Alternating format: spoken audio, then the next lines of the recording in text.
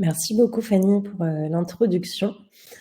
Comme tu l'as dit, je suis Marianne, la cofondatrice du groupe Belly Belly, qui conçoit et exploite des food courts engagés autour de deux axes. Donc c'est là-dessus qu'on s'est retrouvé avec Lita, l'alimentation durable et l'inclusion. Pour ceux qui ne sont pas familiers avec le mot food court, on peut le traduire en bon français par des halles gourmandes. Je vais commencer par me présenter ainsi que mon associé cofondateur Geoffroy. Tous les deux, on a de manière très originale fait des écoles de commerce. Donc moi, le SCP Business School et Geoffroy l'IESEG à Lille. Et ensuite, pour ma part, ça fait 15 ans maintenant que j'évolue dans l'univers de la restauration, puisque j'ai commencé ma carrière professionnelle au sein d'un guide de restaurant qui s'appelle le Fooding. Et cette expérience nous sert énormément pour le projet, à Geoffroy, à moi et à toutes les équipes. Pourquoi ? Parce que, on a une connaissance très pointue de ce qui se passe dans l'univers de la restauration. Et deux, on bénéficie d'un énorme réseau de chefs, restaurateurs, journalistes. Donc, c'est toujours très utile quand on doit sourcer de nouveaux profils restaurateurs. Et ensuite, j'ai basculé dans l'écosystème startup en exerçant des fonctions de direction commerciale et direction générale au sein de deux startups de la food tech, là où j'ai rencontré Geoffroy. Geoffroy, donc on a été collègues au sein d'une startup ensemble avant de s'associer quelques années plus tard. Et Geoffroy, lui, a toujours eu des fonctions de direction des opérations. Voilà, donc beaucoup plus exploitation et en ça, c'est très, très utile pour nous aujourd'hui. Alors, tous nos parcours dans l'écosystème startup, ça nous a été très utile pour apprendre l'entrepreneuriat, pour se forger une vision commune de l'entrepreneuriat, parce qu'on a aussi été aux premières loges pour observer certaines dérives des startups. Donc, c'est pas du tout le sujet aujourd'hui, mais c'est pour ça qu'on a voulu nous monter et entreprendre dans l'économie réelle. Et c'est là qu'on se retrouve d'avoir un impact aussi aujourd'hui et maintenant pour nos consommateurs. Et avec Geoffroy, donc on a vraiment des casquettes très complémentaires. Et ça a été pour nous très naturel de se répartir les tâches, en fait, dans la direction de notre entreprise. Donc, on aime bien dire que moi, je prends en charge toute la partie acquisition client, marketing, donc communication, événementiel, la partie restauration, du sourcing de nos partenaires à la gestion de la coactivité de nos partenaires restaurateurs au sein de nos espaces, et aussi la partie commerciale avec le développement de l'activité de privatisation. J'y reviendrai un peu plus tard. Et Geoffroy, lui, c'est vraiment l'homme sur le terrain, donc en charge de l'exploitation, de la gestion de nos équipes au niveau des bars et de la salle, des opérations et aussi toute la partie back-office, donc gestion RH, admin, compta. Voilà, donc on est vraiment très complémentaires et en même temps, on a un socle de connaissances et une expérience assez commune qui nous permettent de diriger la boîte à deux. Pour entrer dans le vif du sujet sur le projet, le marché, bon, je vais être assez rapide. Juste pour vous dire que le marché de la restauration aujourd'hui est très fragmenté et le modèle de restaurant traditionnel aujourd'hui doit se renouveler pour répondre aux nouvelles attentes des consommateurs qui sont de plus en plus prégnantes, on va dire, depuis une dizaine d'années. Aujourd'hui, le constat est simple. Le client ne sort plus au restaurant que pour bien manger. C'est vraiment un loisir. Il va chercher à vivre une expérience. Et en ça, le modèle de food court, donc là, vous voyez à l'image Time Out Market, c'est le leader au niveau mondial sur le marché des food courts. Le modèle du food court répond vraiment à cette demande d'expérience, que ce soit dans l'espace, on est dans des décors assez immersifs. Nous, la première fois avec Geoffroy qu'on a visité des food courts à l'étranger, on avait l'impression d'être à Disneyland, pour faire un comparatif. Donc, il y a vraiment un côté émerveillement pour le client. On a une expérience différenciante au niveau de l'offre de restauration, avec toute cette diversité culinaire, du service et à proprement parler des animations, puisque je vais vous le montrer, on propose beaucoup d'événementiels qui vient en complément du repas. Grand Seine, premier établissement qu'on a ouvert. Ça fait maintenant 3 ans et demi puisqu'on l'a ouvert en juin 2021. On a bien choisi notre timing puisqu'on est ouvert en plein Covid et depuis 3 ans, on va pas dire que la conjoncture économique s'est énormément améliorée. Donc on a vraiment appris à la dure et pour nous, ça a été très enrichissant. Alors déjà, en l'espace de même pas 3 ans, Grand Seine est devenu le food court numéro 1 du Nord, au nord de Paris. Donc on est vraiment devenu un acteur de référence sur le marché des food courts en France. Et le fait d'apprendre autant à la dure, ça nous a permis d'emmagasiner une expérience et un savoir-faire sur lequel on peut vraiment se reposer aujourd'hui, et pas que nous, nos équipes, pour envisager maintenant l'ouverture d'un second site.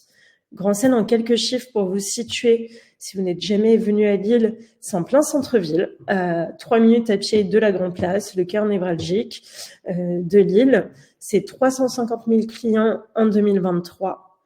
C'est 10 restaurants, c'est 2 bars, c'est un espace de 1600 mètres carrés avec 450 places assises et on peut accueillir jusqu'à 900 personnes. Donc, ils sont pas toutes assises, mais on a déjà fait énormément d'événements où les 2 salles étaient combles avec 900 personnes. Là, vous voyez les petites images. Bon, je vous ai présenté les composantes. Je vais m'attarder un tout petit peu sur l'événementiel puisque c'est vraiment une composante essentielle de l'expérience client. Aujourd'hui, on organise, depuis l'ouverture, en fait, une centaine d'événements grand public par an, à 95% tous gratuits et libres d'accès.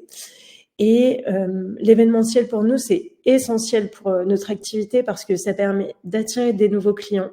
On fait toujours l'effort d'aller chercher des co-organisateurs en événementiel qui ont des fortes communautés pour justement attirer de nouveaux publics.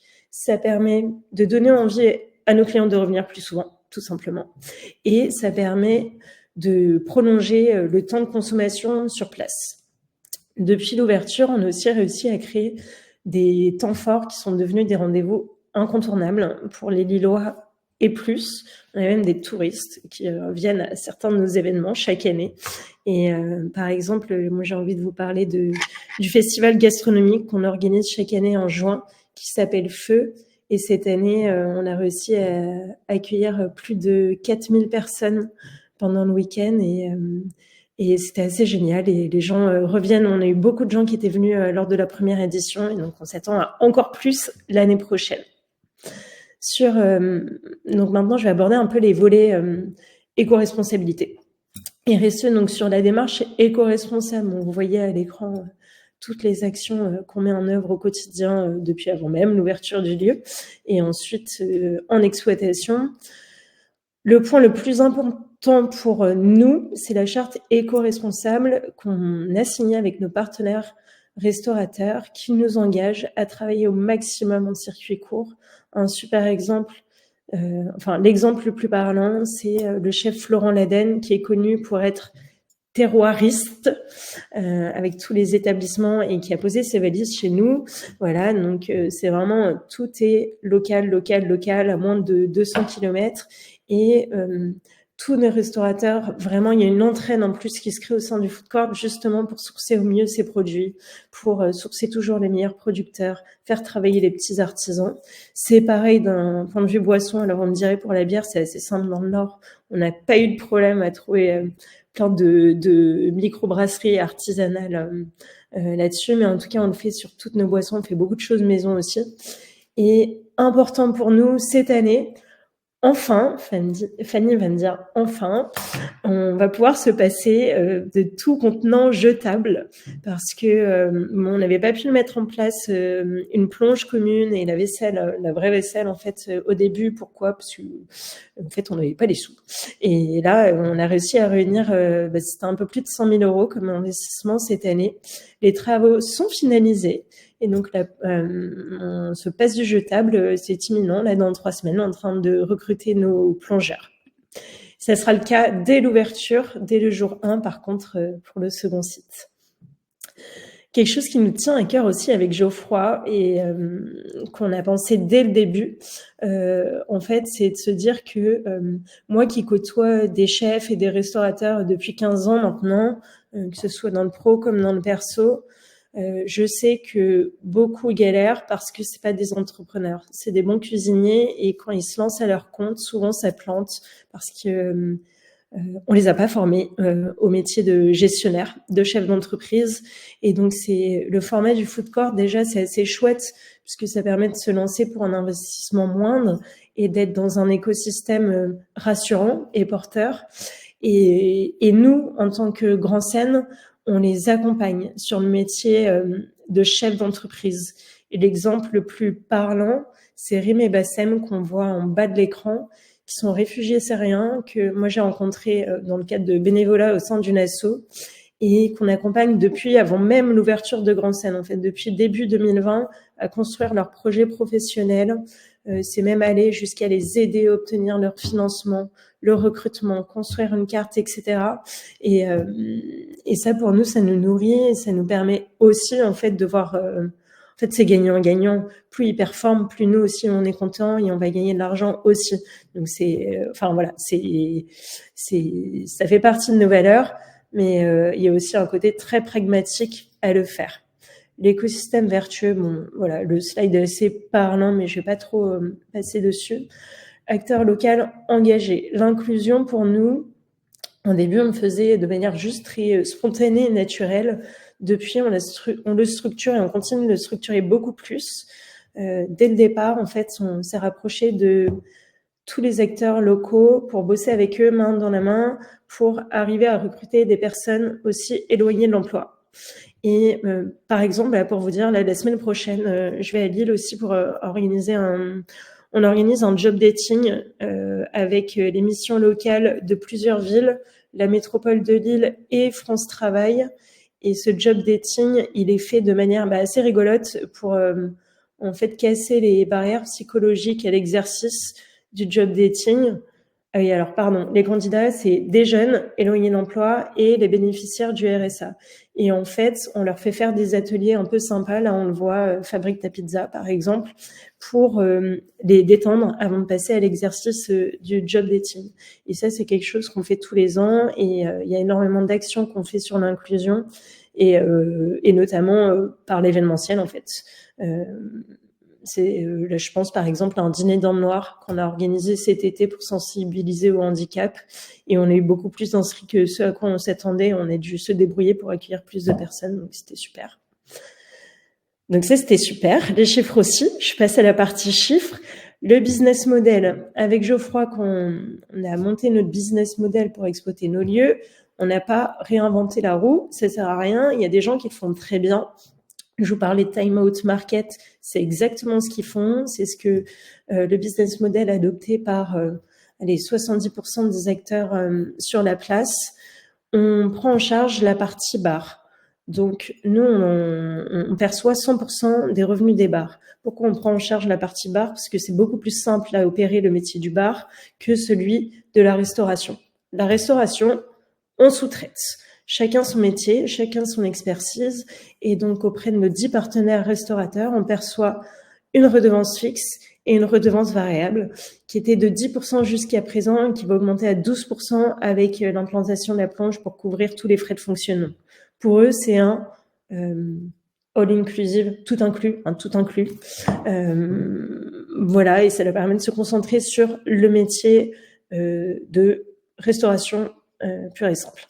Ils s'occupent pas du lieu. Et enfin, sur la partie privatisation, pareil, ça, on la gère en propre. Et pour nous, c'est une activité de plus en plus lucrative parce que on l'a développée au fur et à mesure pour maximiser le taux de remplissage de l'espace, parce que 1600 mètres carrés, il faut les remplir quand même.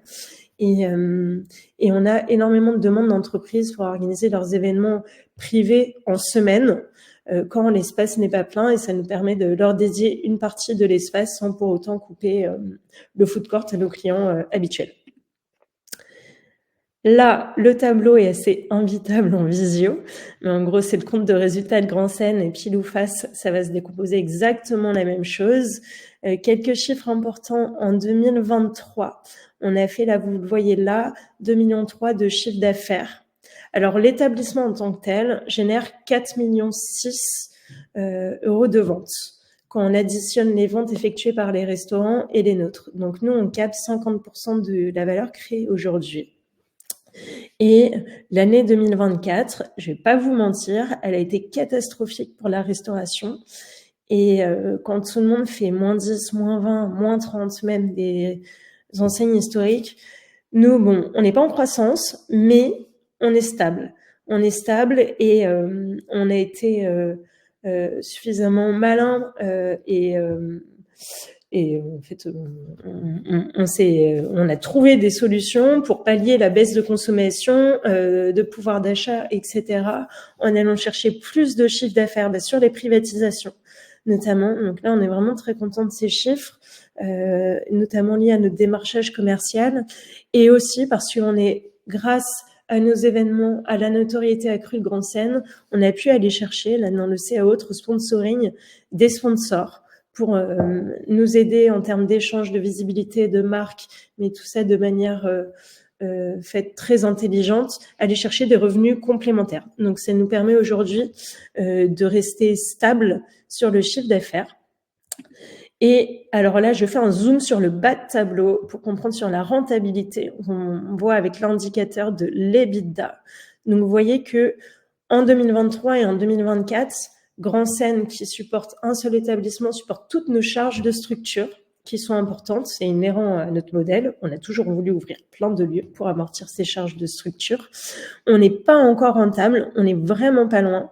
Par contre, et les deux lignes en dessous sont analytiques pour vous expliquer que quand je répartis mes charges de siège, ce qu'on appelle HQ, Headquarter, 50% entre Grand Seine et POF, pile ou face, parce que globalement, ça va être ça. Si on le lit comme ça, on voit que Grand Seine est rentable. Donc nous, au bout de 2 établissements, seulement avec 2 établissements, on va absorber tous nos frais de structure.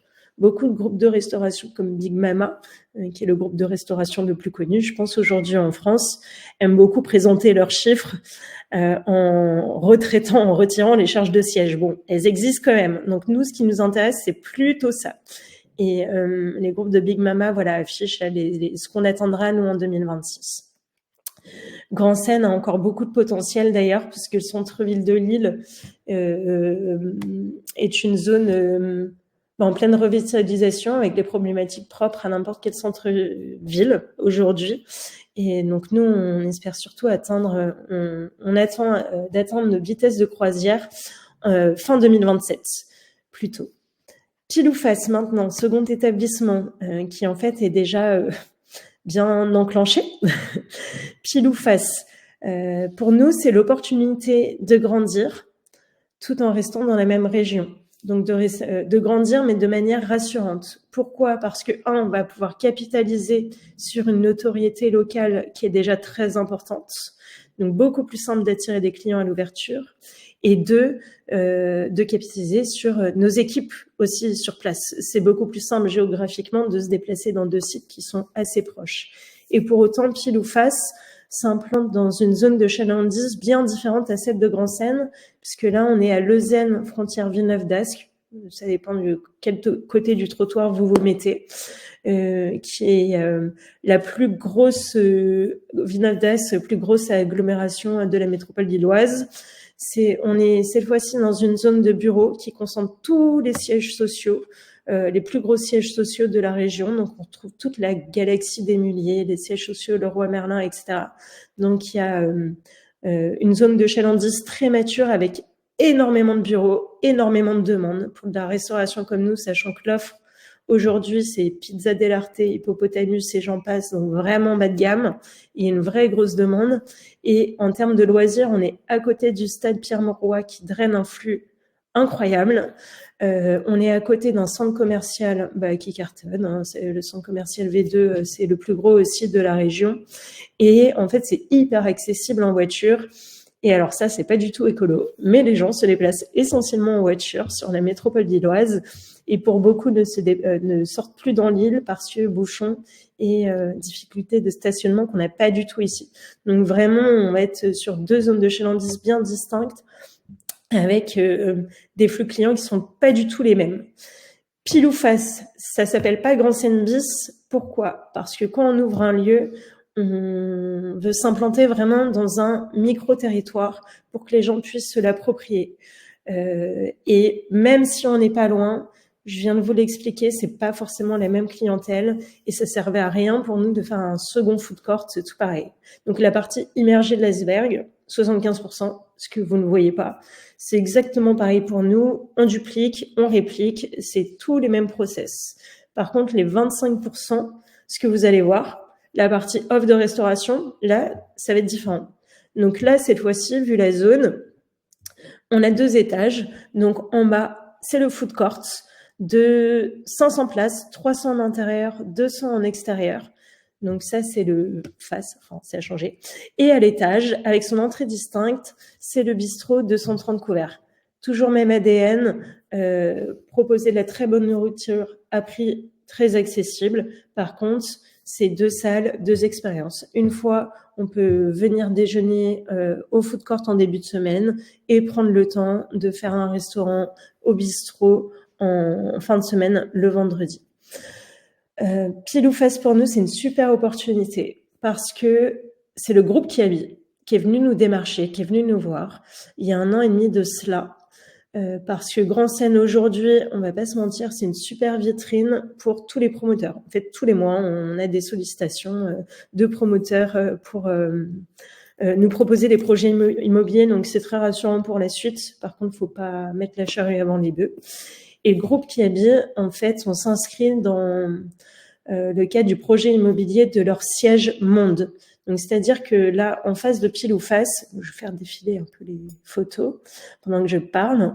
J'ai 1500 employés qui arrivent. Là, il y en a 500 déjà qui arrivent en novembre et tout le reste en janvier, qui n'ont pas de cantine. On est vraiment le pôle restauration pour eux, pour se restaurer. Plus, on a le gros magasin Kiabi, leur flagship. Pour eux, c'est vitrine monde. Ils veulent recréer un écosystème un peu à la campus Google, que leurs employés puissent tout avoir à dispo sur site. Et le magasin Kiabi a déjà ouvert en août et cartonne, et au-delà de leur prévisionnel, il va se classer dans le top 10 enseignes au niveau national. Et à côté de nous, on a aussi du loisir, donc très complémentaire à notre expérience. Voilà, donc sur les preneurs, on est super bien avancé. Et pour tout vous dire, on a signé notre bail en juillet. Et là, les travaux avancent vite, voire très vite. Là, on a dû mettre un peu le holà, le temps de récupérer notre dernier financement parce que ça avance très, très vite. Vous pouvez même aller voir et on vous reçoit avec plaisir. On va ouvrir en janvier. Là, c'est notre petite buvette extérieure. On a fait 2-3 services juste pour voir, tester. 40 emplois créés sur site. 11 par nous, 15 par nous, pardon, 11 en bar et salle et 25 par nos partenaires restaurateurs, sans compter les emplois en direct avec circuit court, prestations de ménage, etc. Pile ou face va être rentable dès 2025. Pourquoi ? Pour une ligne essentielle, le loyer. Il est 3 fois moins cher alors que le potentiel est identique à Grand Seine. Et aussi parce que Kiabi est partie prenante de l'exploitation. Donc voilà, c'est un bailleur un peu particulier. Et cette ligne-là, elle est pour nous, elle est essentielle. Et je crois que ça apparaît dans les slides, mais aujourd'hui, je suis en train de renégocier mon loyer puisque j'ai beaucoup plus de pouvoir à Grand Seine. Voilà, donc ça nous aiderait aussi. Et l'idée de développement, c'est ensuite d'ouvrir un nouveau site chaque année. Donc l'année prochaine, c'est pile ou face. Ensuite, on a plusieurs targets. On pourra y revenir pendant les questions et réponses. Et on a déjà des villes bien identifiées pour 2026. 2027, si on trouve une pépite pas trop avec un loyer pas exorbitant à Paris, mais pareil, on a des pistes. Voilà. Donc rythme un par un. Équipe, gouvernance. Geoffroy et moi, je nous ai présenté. On a la chance d'être très bien accompagné par un comité stratégique depuis les débuts, depuis 2019, puisqu'en 2019, on a fait une levée de fonds pour financer ce premier site, Grand Seine.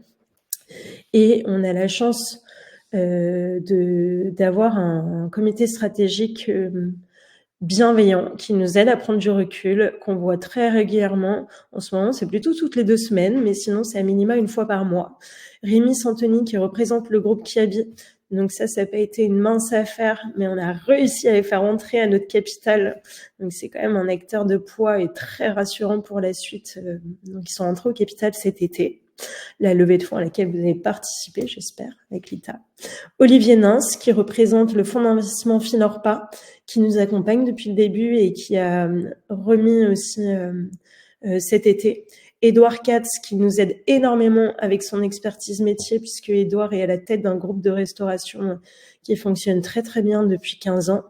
Maxime Cusac, qui lui a monté donc profil très financier, qui a monté sa boutique de M&A dans les vins et spiritueux, donc qui est aussi un très bon réseau et qui est très aidant et qui nous aide beaucoup à prendre du recul sur les chiffres. Et on n'est clairement plus que deux dans cette aventure avec Geoffroy. On a Vincent et Marine avant tout qui sont vraiment nos piliers, nos bras droits et avec qui on forme un comité de pilotage. Donc même auprès des équipes, ils sont perçus comme faisant partie de la direction.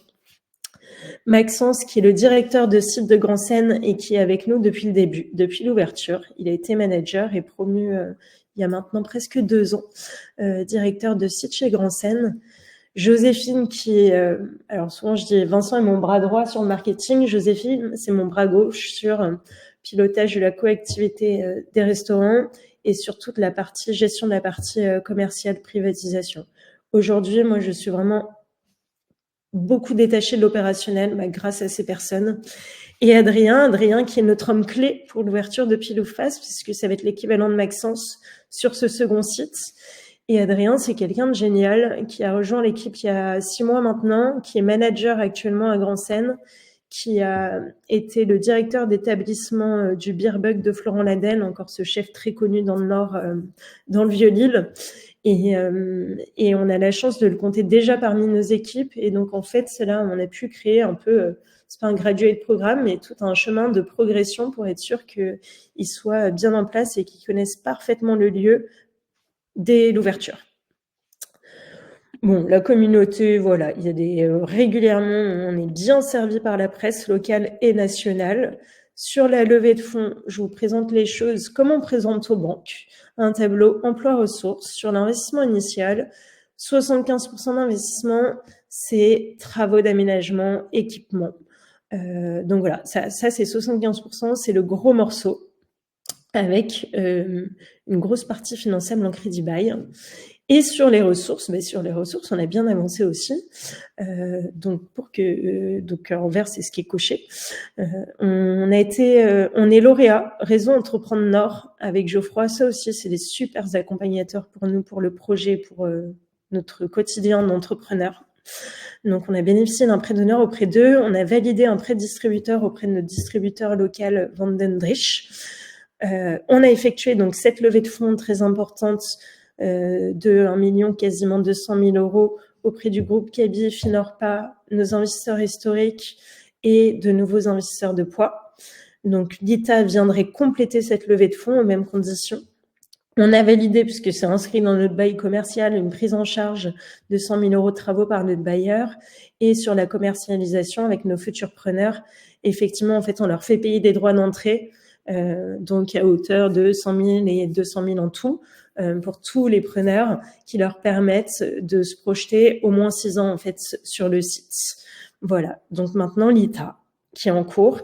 Et on a des bonnes nouvelles sur la partie bancaire, parce que le crédit bail, on devrait tout finaliser d'ici une dizaine de jours. C'est aussi pour ça que je ralentissais un peu les travaux. Et on a de très bonnes touches là sur l'emprunt bancaire, et notamment auprès d'une banque qui parle à l'ITA, je pense, qui est la NEF, une banque éthique qui accorde autant d'importance aux chiffres qu'aux engagements des porteurs de projets et des projets. Voilà pour moi. Super, merci beaucoup Marianne pour cette présentation très détaillée.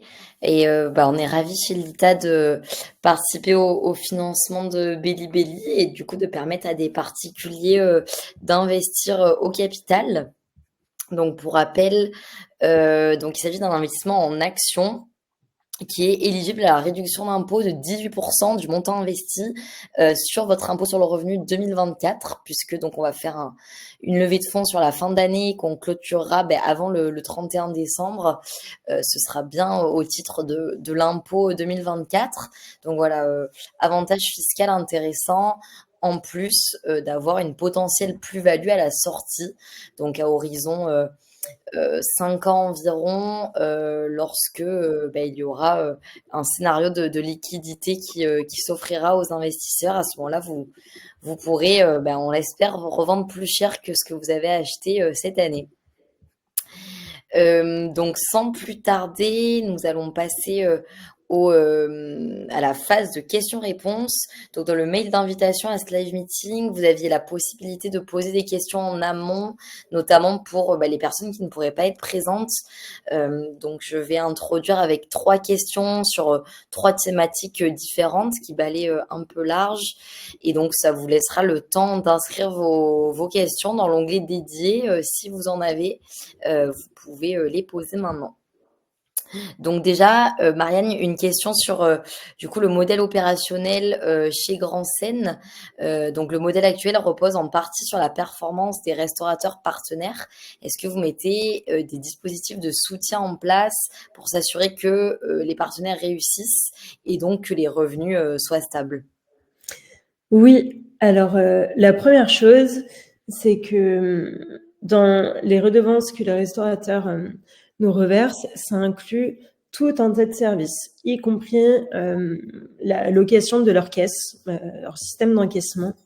Et ça, pour nous, c'est clé parce que ça nous permet d'avoir toute la data. En fait, on a la remontée de toute la data. Eux ont accès qu'à leurs chiffres. Donc, tout de suite, on peut voir par les chiffres ce qui va pas, en plus des observations terrain. Donc ça, c'est vraiment le rôle de Joséphine, de faire un suivi individuel avec toutes les personnes. Donc, en fonction des thématiques, certains ont besoin d'accompagnement sur... alors, souvent, c'est sur les RH, sur les équipes, aider à recruter une nouvelle personne, à mieux manager, à faire en sorte que les équipes soient plus vendeurs. Si on se rend compte que, j'en sais rien, mais qu'il y a un problème aussi sur les prix, parce qu'une offre est mal pricée, par exemple, Joséphine, avec moi en backup. Mais voilà, enfin, en tout cas, c'est vraiment le rôle quotidien de Joséphine. Et en plus de ça, et donc ça, c'est une obligation contractuelle, tous les mois depuis l'ouverture, on a aussi une réunion collective avec tous les gérants. En plus, bon, d'avoir des groupes WhatsApp, mais ça, je vous le passe. Donc là, demain, c'est la réunion collective où chacun est présent et on a toujours un temps, comme un peu comme un board, hein, mais où on présente les chiffres, les actions à venir. C'est aussi le moment de remonter les points, mais avant tout, c'est le suivi individuel humain et on s'adapte aux besoins. Ensuite, avec les écoles de commerce et nous-mêmes, on a monté un resto, on a tous les outils de pilotage, on sait les ratios qui déconnent, donc ce sur quoi ils doivent travailler. Voilà. Top, merci pour ces éléments de réponse qui répondra à la personne qui n'a pas pu être là. Une autre question plutôt sur les impacts positifs générés par votre activité, notamment sur la partie événementielle. Tu en as un peu parlé déjà, avec donc des événements inclusifs et solidaires qui sont organisés. Est-ce qu'aujourd'hui vous avez des indicateurs pour mesurer le succès de ces initiatives? Enfin, voilà, comment vous pilotez ça globalement? Si tu peux nous apporter deux, trois infos. Oui, alors c'est pas hyper sorcier, hein, mais on a un tableau où on répertorie toutes les actions ou événements solidaires, enfin que ce soit sur l'inclusion, sur la consommation responsable. Le premier indicateur, ça va être la fréquentation. Ce qui est le principal. Et ensuite, il y a quand même souvent des actions où on est avec une association, donc on reverse aussi les bénéfices. Par exemple, chaque Noël, pendant tout le mois de décembre, on fait plusieurs actions. Jusqu'à présent, c'était avec la Croix-Rouge. Cette année, on change d'association. C'est les Clowns de l'Espoir, puisque c'est une asso qui tient à cœur à une de nos employés. Et voilà, donc tout bêtement, c'est avant tout la fréquentation et combien de personnes touchées par chaque événement. OK, Donc super. voilà, aujourd'hui, c'est, sur, toute la partie événementielle, c'est, un peu plus de 27 000 personnes directement touchées. Donc ça OK. ne prend pas en compte, le fait que des gens aient aussi pu voir la chose et de se dire: «C'est super». Ça, Mmh, c'est des participants. top. OK. Et donc du coup, on avait aussi une autre question d'un investisseur, potentiel sur la levée de fonds. Donc globalement, quelles vont être les priorités d'allocation des fonds suite à la levée de fonds? Donc en termes de frais d'installation, marketing et cetera. Ouais et ben, hop, je vais revenir, pardon, tout Oui, au t'inquiète. ouais, hop, voilà, vous allez le retrouver là. Hem, donc loyer assimilé, en fait, c'est des charges, locatives, dépôt de garantie essentiellement, puisqu'on a obtenu une franchise de loyer jusqu'à notre ouverture, donc c'est plutôt, ces frais-là. Ensuite, et honoraires aussi de commercialisation au niveau du bail, voilà, et assimilé. Donc la grosse partie, c'est les travaux et les équipements avec les prestataires travaux et assurances.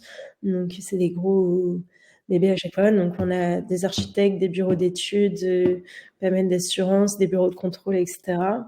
Frais préouverture, c'est tout un tas de frais. Par exemple, l'achat de la licence 4 qu'on a acheté en début d'année, des dépôts de marque et l'INPI. Dans les frais préouverture, le plus gros, finalement, la plus grosse ligne, c'est la contre-garantie BPI, qui est associée à l'emprunt bancaire contracté. Marketing, effectivement, ça on maîtrise bien, hein, donc 45 000 €.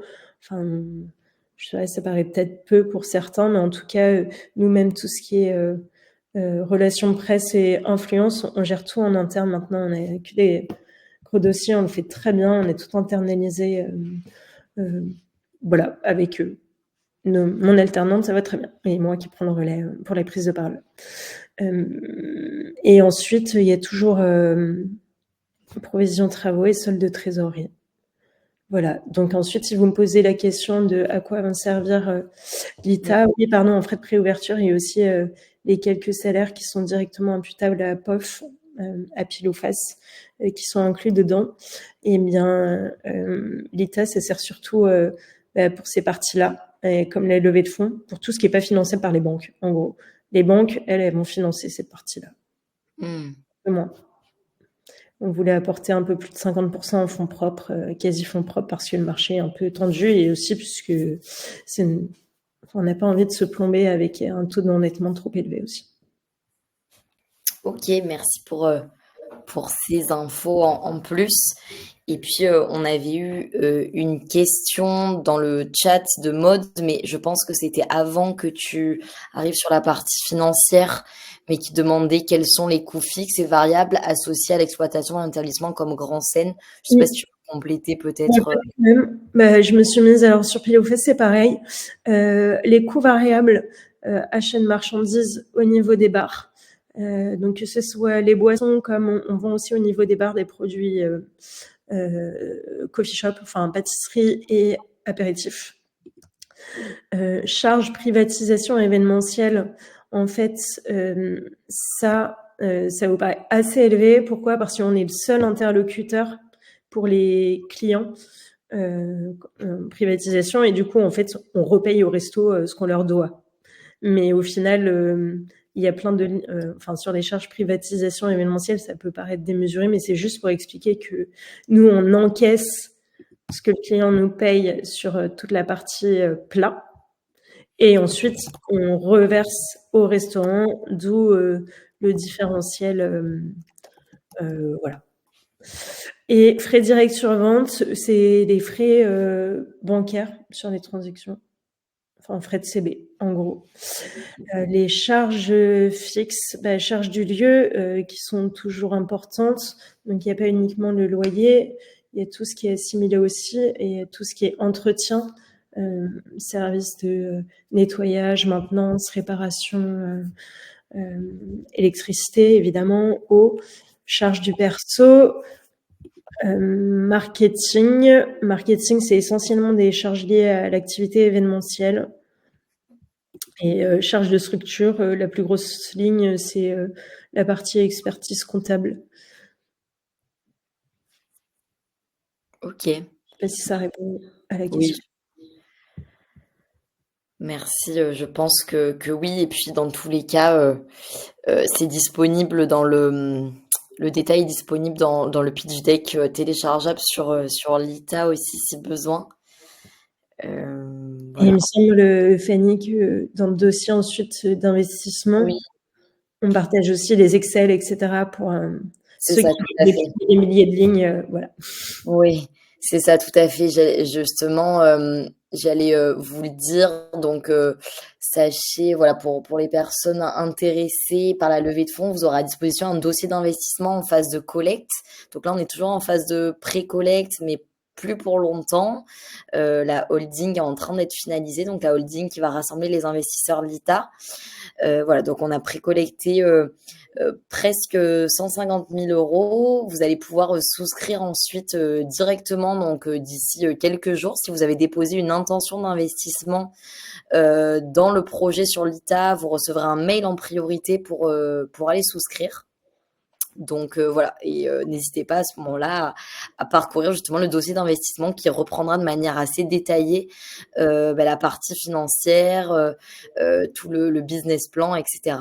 Donc vous aurez de l'info détaillée à ce moment-là et puis vous pourrez faire évidemment appel à l'ITA si vous avez des questions complémentaires sur le dossier. Oui, c'est ça, Fanny. Si j'ai bien compris, même si moi on me pose la question, on peut booker un créneau de 20 minutes avec l'État pour Tout tout à expliquer fait. sur la partie investissement.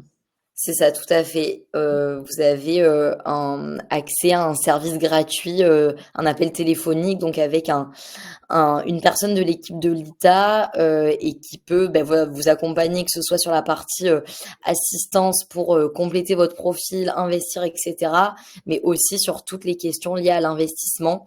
Donc en fonction de vos situations fiscales ou autres, voilà. Enfin, en tout cas, on propose un accompagnement pour l'investissement dans le non-coté sur l'ITA. Donc voilà, n'hésitez pas à prendre rendez-vous. Alors, j'ai pas le lien sous la main de prise de rendez-vous, mais quand vous connectez sur l'ITA, sur votre profil, vous avez directement un lien avec prendre rendez-vous. Donc à ce moment-là, vous serez redirigé pour bloquer un créneau à l'horaire qui vous arrange. Donc n'hésitez surtout pas à nous faire appel. Voilà, en tout cas, on n'a pas d'autres questions dans le chat. Donc,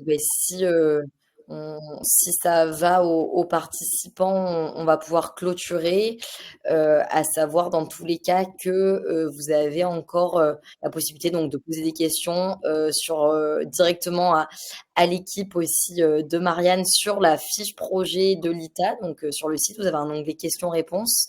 Donc, si jamais vous avez des questions précises, voilà, qui vous viennent plus tard, n'hésitez pas. On se tiendra disponible, et que ce soit l'ITA ou l'équipe de Grand Seine directement. En tout cas, merci encore Marianne de t'être rendue disponible pour ce live meeting. Merci aux participants. Et puis, on mettra à disposition le replay dans les prochains jours pour ceux qui n'ont pas pu être là. Merci Fanny, merci à tous. Et bien, bonne soirée et à très bientôt. Au revoir.